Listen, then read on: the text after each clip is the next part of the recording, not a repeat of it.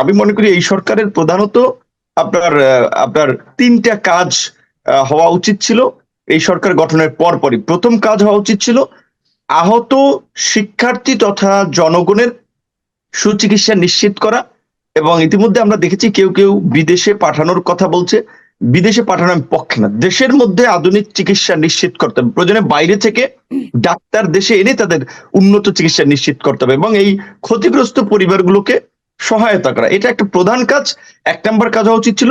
2 নম্বরের কাজ হওয়া উচিত ছিল এই গণহত্যার সমস্ত আলামত গুলো সংগ্রহ করে গণহত্যার সাথে যারা জড়িত দ্রুত সময়ের মধ্যে তাদেরকে গ্রেপ্তার করা। কিন্তু দেখা গেল গণহত্যার এই 3.5 মাসেও ওবায়দুল কাদের দেশে থেকে আপনার সামরিক বাহিনী এবং পুলিশি প্রোটোকলে পালিয়ে গেল।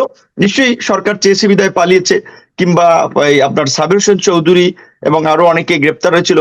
আবার বিদেশিদের ফোনে তাদেরকে সরকার জামিন দিয়েছিল, কিছুটা আপোষকামিতা করেছে। এইটা সরকার উচিত হয় নাই।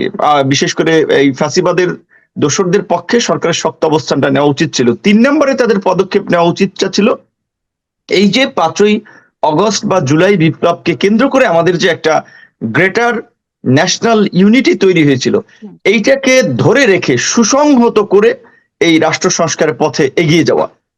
এটা সরকার করতে পারে নাই। আমি মনে সরকারের উপদেষ্টাদের মধ্যে অনেকে এই ধরনের দূরদৃষ্টি সম্পন্ন ভিশনারি লোক ছিল বলে আমি মনে করি না।